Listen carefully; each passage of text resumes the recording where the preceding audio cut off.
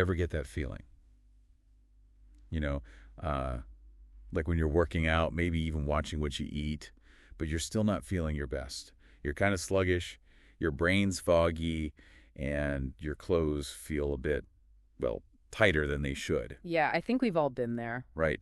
We're probably familiar with the basics of visceral fat, but what if I told you that even if you're not overweight, you could still be carrying around this hidden health hazard? It's a sneaky one for sure. It is. So today, we're doing a deep dive into visceral fat. We're going to be guided by fitness expert Doug Campbell's insights from his video, How to Get Rid of Your Visceral Fat in 30 Days. We'll uncover why it's so dangerous, and most importantly, what we can actually do about it. I think a lot of people will be surprised by what they learn. I think so, too. I was definitely surprised by some of the stuff Doug talks about. Yeah, it's really eye-opening, like how he compares visceral fat to a parasite clinging to your organs. That's a pretty vivid image. Yeah, and it's not just about aesthetics either. This type of fat is metabolically active, so it's constantly releasing these inflammatory chemicals that can impact everything. We're talking about your energy levels, your mood, even your risk of chronic diseases. Okay, so not just some harmless padding then. We're talking about a real threat. And the scary part is you can't always see it. Exactly. You can't just look in the mirror and know for sure. Right.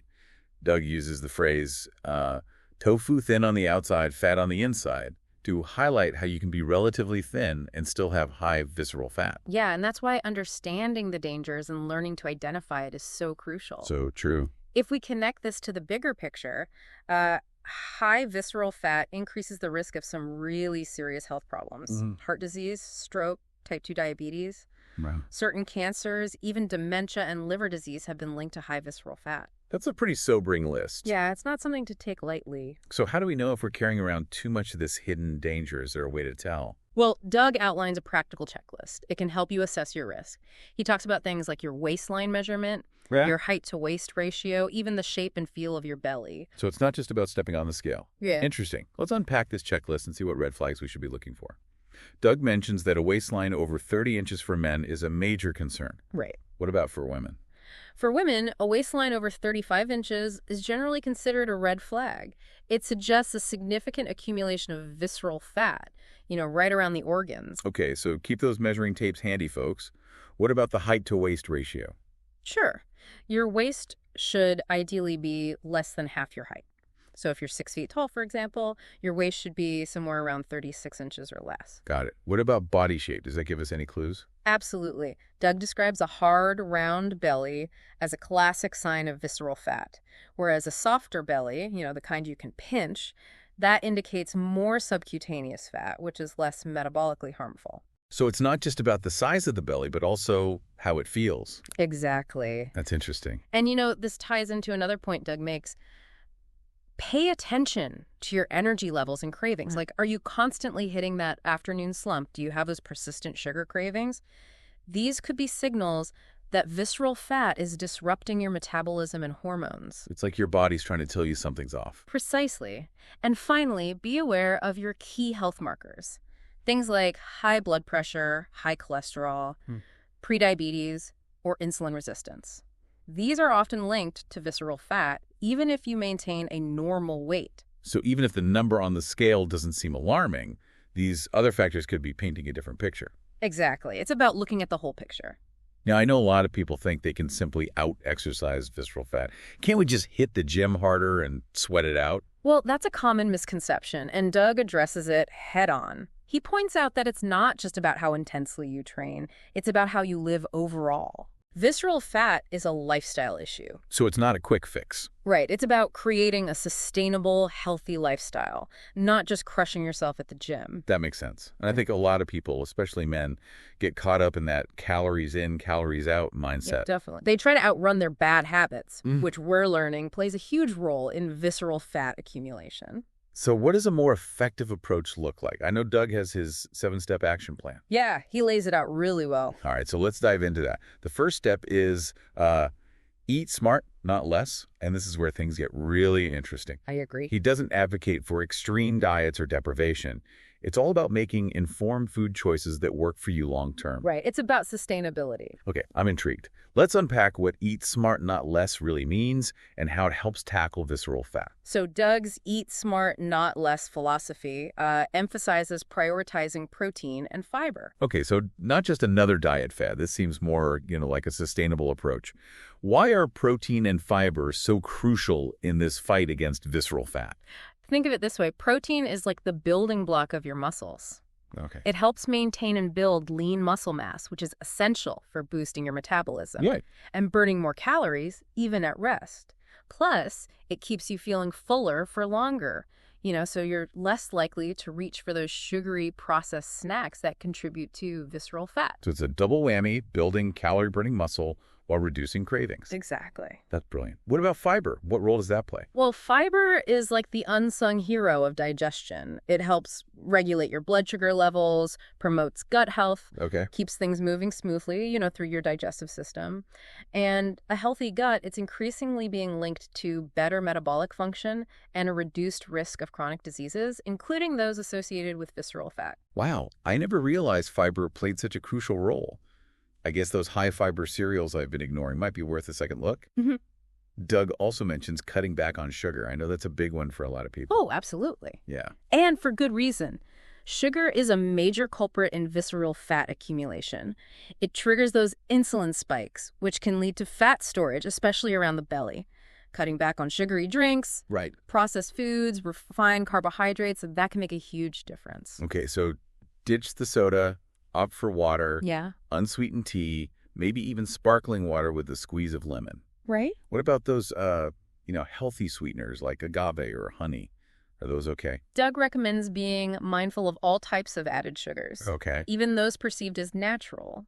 He encourages you to read labels carefully and become more aware of just how much sugar is sneaking into your diet. That's a good reminder to be more label savvy. Now, I know some people get overwhelmed when they hear about changing their diet. Yeah. Doug's 80-20 rule seems like a pretty helpful way to approach this. Absolutely. The 80-20 rule is all about balance. It's about aiming for healthy, whole foods 80% of the time, while allowing yourself some indulgences 20% of the time. This prevents, those feelings of deprivation, and it makes healthy eating more sustainable. Takes the pressure off of being perfect, which I think is a relief for a lot of people. Yeah, for sure. Now, let's move on to step 2 of Doug's action plan, strength training 3 times a week. This is where some people might, hesitate. They think cardio is the ultimate fat-burning solution. What's Doug's take on that? Well, Doug actually advocates for prioritizing strength training over endless hours of cardio. Interesting. He explains that building muscle is key to boosting your metabolism, turning your body into, a more efficient calorie-burning machine. So it's not just about burning calories during the workout. Right. It's about increasing your metabolic rate, so you're burning more calories even when you're not at the gym. Exactly. That's fascinating. And, he focuses on compound movements, which work multiple muscle groups simultaneously. Yeah. These exercises are efficient, effective, and they help you build strength quickly. So what are some examples of these compound movements? We'll think squats, deadlifts, push-ups, rows, overhead presses. Okay. These are all fantastic compound exercises. Gotcha. They engage large muscle groups, and they give you more bang for your buck. Okay, so I'm picturing myself doing squats and feeling my entire body working. No more endless hours on the elliptical. What about weights? Does Doug recommend going heavy? He actually suggests starting with lighter weights and focusing on proper form. Okay. This not only helps prevent injuries, but also ensures you're engaging the right muscles and maximizing, the effectiveness of each exercise. That's a relief. I'm not trying to become a bodybuilder. Just want to feel stronger and healthier. I like that he emphasizes progress over perfection. It's all about that. Yeah. It's about challenging yourself gradually and celebrating those small wins along the way. Even adding a few reps each week or increasing the weight slightly. That's a sign of progress. That's a good point. Speaking of accessible and enjoyable activities, let's talk about step 3, walking every day. It seems so simple, but Doug really highlights its impact. Yeah, walking is often underestimated, but it's a powerhouse for both physical and mental well-being. It helps increase your daily calorie expenditure, lower stress hormones like cortisol, Right. and improve your mood. I'm already feeling more motivated to get moving. Doug recommends aiming for 8,000 steps per day. Mm-hmm. That sounds like a lot. Is that realistic for everyone? It might seem daunting, but you don't have to do it all at once. Okay. You can break it up throughout the day, take the stairs instead of the elevator, Right. walk during your lunch break, Mhm. or even, pace around while you're on the phone. Right. And think about how much easier this is during the summer months. Oh, yeah. Just getting outside for a walk is such a mood booster. Absolutely. Find ways to make it enjoyable. Listen to music, Yeah. a podcast, Right. an audiobook, walk with a friend, or explore a new part of your neighborhood. Walking should be a pleasure, not a chore. Exactly. I like that. Now for step 4, we're shifting gears a bit. Mm-hmm. Doug calls sleep the foundation of the health pyramid. Why is sleep so crucial when it comes to fighting visceral fat? Well, sleep deprivation wreaks havoc on our hormones, Okay. especially those related to appetite regulation and stress response. Uh-huh. When you're sleep deprived, your body produces more of the stress hormone cortisol, which can lead to, increased fat storage, particularly in the abdominal area. Okay, so lack of sleep equals more belly fat. Pretty much. That's definitely a motivator to prioritize those ZZZs. What are some of Doug's top tips for improving sleep quality? Well, Doug emphasizes the importance of creating a sleep sanctuary. Okay. A dark, cool, and quiet environment that signals to your body it's time to rest. Right. He recommends investing in blackout curtains, keeping your bedroom temperature cool, and minimizing, noise disruptions. That sounds lovely. I'm already feeling more relaxed just thinking about it. What about screens? I know that's a big culprit when it comes to sleep disruption. Oh, for sure. Doug recommends avoiding screens for at least an hour before bed. Okay. The blue light emitted from our devices can interfere with melatonin production, the hormone that regulates our sleep-wake cycle. Okay, confession time. I'm definitely guilty of scrolling through my phone in bed, but I'm willing to try, putting it away earlier and seeing if it makes a difference. What else does Doug recommend? Well, he suggests sticking to a consistent sleep schedule. Doug? Even on weekends, to help regulate your body's natural sleep rhythm. Going to bed and waking up around the same time each day can make a big difference in your sleep quality. Makes sense. Our bodies thrive on routine. Now, step 5 is all about managing stress. This is something we all struggle with, especially in today's fast-paced world. For sure. How does stress contribute to visceral fat? Well, when we're chronically stressed, our bodies release cortisol, which, as we've learned, is linked to increased visceral fat storage. Right. Stress also disrupts our sleep, increases cravings for sugary, fatty foods, and generally throws our bodies out of whack. It's like a vicious cycle. Yeah. So finding healthy ways to manage stress is crucial, not just for our mental health, but our physical health as well. Absolutely. What are some of Doug's recommendations? He encourages people to, get outside and connect with nature. Okay. Even a short walk in the park or a few minutes of gardening can help reduce stress levels and improve your mood. I love that. Yeah. Nature's so restorative. What about when you can't escape to the great outdoors? Are there other things we can do? He's a big advocate for nasal breathing exercises. Okay. Taking slow, deep breaths through your nose. Right. It can activate your parasympathetic nervous system, which helps calm your stress response. Okay, that's something I can definitely try, even while I'm sitting at my desk. He also mentions magnesium supplements. What's the connection there? Well, magnesium plays a key role in regulating our stress response system. When we're deficient in magnesium, we tend to be more susceptible to stress and anxiety. Okay. Supplementing with magnesium can help replenish those levels and make us more resilient to stress. Interesting. I will look into that. Now, I remember you mentioned something about binaural beats earlier. Yeah. Those sound intriguing. They are. Binaural beats use specific sound frequencies to alter brainwave activity and induce a state of relaxation. It's a fascinating technique that's gaining popularity for stress management. I'm going to have to give those a try. Yeah. It seems like there's so many different approaches to stress management. What's Doug's take on finding what works best for you? He emphasizes that stress management is a personal journey. Right. What works for one person might not work for another. It's all about experimenting with different techniques and finding what helps you feel calm, centered, and in control. Right. Whether it's yoga, meditation, journaling, spending time with loved ones, finding those healthy coping mechanisms is essential. Yeah. Now on to step 6, which might be the most challenging for some, cut back on alcohol. Yeah. Doug doesn't mince words when it comes to the negative impact of alcohol on visceral fat. Right. Why is this such a crucial step? Well, alcohol is essentially empty calories that your body prioritizes burning over fat. Uh-huh. It disrupts sleep, lowers testosterone, Right. and hinders fat burning. It essentially sabotages your efforts to reduce visceral fat. So it's like taking one step forward and two steps back with every drink. Pretty much. Yeah. Doug suggests cutting out alcohol completely for 30 days to see the difference it makes. I know that's a big ask for some people, especially those who enjoy, social drinking. It can be a challenge, but think of it as an experiment. What if you could significantly improve your sleep, boost your energy, and reduce your belly fat by simply pressing pause on alcohol for a month? That's a pretty compelling reason to give it a try. Yeah. It's about shifting our perspective, seeing it as an investment in our health rather than a deprivation. Exactly. It's about taking control of our choices and prioritizing our well-being. Now, for the final step, Doug offers a message that I think resonates with everyone. Mm-hmm. Be consistent, not perfect. Mm-hmm. This is something we can all relate to. Definitely. Why is consistency so crucial? Well, we're all human. We all have slip-ups. Right. We all have days where we don't make the healthiest choices. Yeah. But it's those who get back on track and keep going who ultimately achieve the best results. It's about progress, not perfection. Exactly. It's about focusing on making healthy choices most of the time and not letting those occasional indulgences derail your progress. Doug also emphasizes that the people who achieve the greatest success aren't the ones who are perfect, they're the ones who are consistent. Right. They understand the setbacks are a part of the journey, and they keep moving forward, even when things get tough. I love that perspective. It makes this whole journey feel much less intimidating. Okay, we've covered a lot of ground in this deep dive so far. Yeah, we have. From eat smart, not less, to be consistent, not perfect, Doug's 7-step action plan seems incredibly thorough. It is. And I think what stands out to me is that it's not about drastic measures or quick fixes.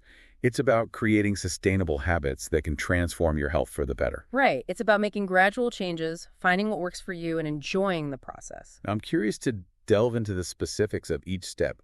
What are some practical tips and strategies that Doug recommends for implementing his plan? All right, let's dive into the practical side of things. Doug's Eat Smart, Not Less philosophy. It's all about protein and fiber. What are some, easy ways to boost our intake of these nutritional powerhouses? Well, for protein, Doug suggests aiming for a palm-sized portion at each meal. Okay. Think lean meats, fish, poultry, eggs, Greek yogurt, lentils, beans. There's a world of delicious options out there. So building a meal around a good source of protein. Exactly. That makes sense. What about creative ways to sneak in more fiber? I have to admit, I tend to fall short in the fiber department. One simple strategy is to make half your plate veggies at both lunch and dinner. Okay. And don't forget about fruit for snacks or breakfast. Doug emphasizes that frozen fruits and veggies are just as nutritious as fresh and can be super convenient, especially for busy schedules. Yeah, frozen is a great option. It takes the pressure off having to constantly shop for fresh produce. What about those high-fiber cereals and breads we see at the grocery store? Are those worth considering? Definitely. Whole grains like oats, brown rice, quinoa, and whole wheat bread, excellent sources of fiber. Right. And they provide sustained energy, which is especially helpful when you're trying to fight those afternoon energy slumps. So it's about making those swaps. Choosing brown rice over white rice. Reaching for whole wheat bread instead of white bread. Simple changes that can make a big difference. Doug also talks about managing sugar intake. What are some practical tips for, taming that sugar dragon? Well, Doug recommends cutting out sugary drinks completely for 30 days. Okay. No soda, juice, sweetened coffee drinks, or sports drinks. This alone can have a significant impact on your visceral fat levels and overall health. Yeah, I can see how that would be a game changer. It's amazing how much sugar we consume through beverages without even realizing it. What about those healthy sweeteners like agave or honey?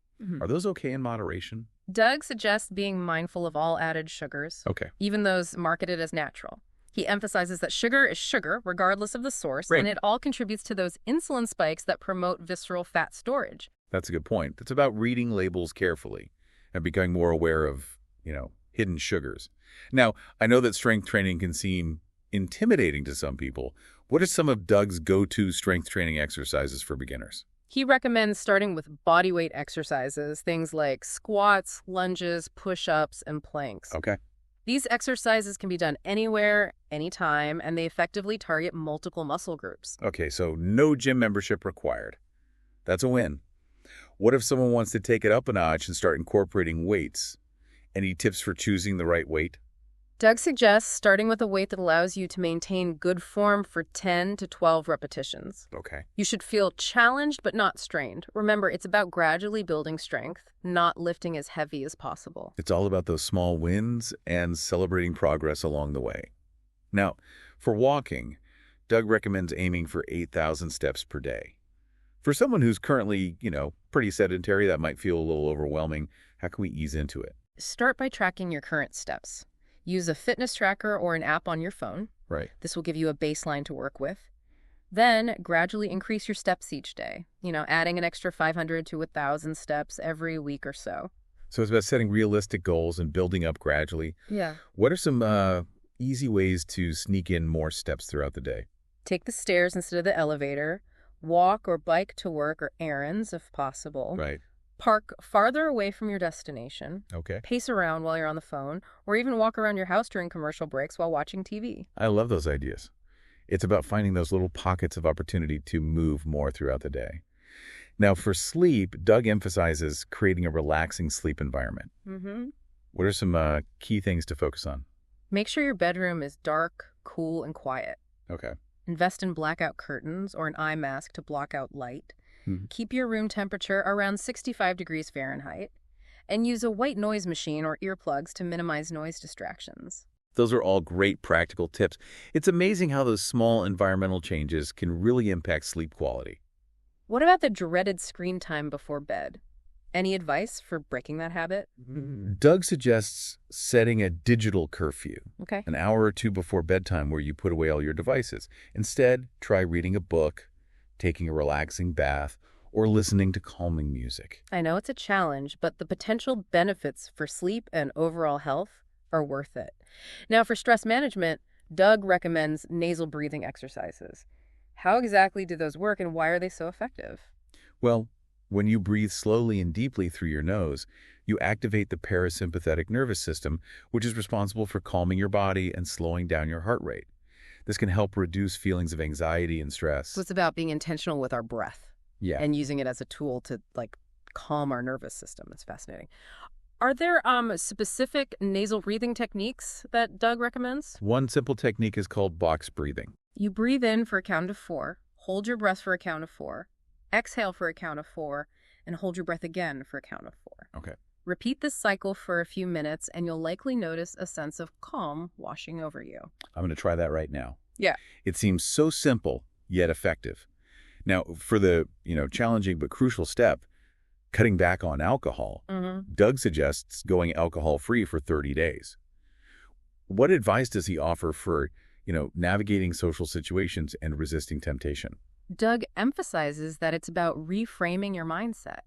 Instead of viewing it as deprivation, see it as an opportunity to prioritize your health and experience the amazing benefits of an alcohol-free lifestyle. That's a powerful perspective shift. It's about focusing on the positive changes rather than dwelling on what you're missing out on. Exactly. And remember, you're not alone in this. Right. There are countless resources and support groups available for those who want to, reduce their alcohol consumption or go completely alcohol-free. All right, there's a whole movement towards mindful drinking and sober curiosity. It's about making choices that align with your values and your goals. And finally, Doug's message of be consistent, not perfect. Such a powerful reminder that we're all human. Yes. We're in this for the long haul. Absolutely. It's about celebrating progress over perfection, acknowledging that setbacks are a part of the journey, and never giving up on yourself. Couldn't have said it better myself. This deep dive into visceral fat has been so insightful. We've learned that it's not just about vanity. It's about taking control of our health and well-being. And Doug's 7-step action plan provides a practical roadmap for doing just that. It really does. It's been an inspiring journey. Remember, even small changes implemented consistently over time can lead to remarkable results. So take that first step, stay committed, and watch as the positive changes unfold. We're here to support you every step of the way. Thanks for joining us on this deep dive into visceral fat. Until next time, stay curious and keep learning.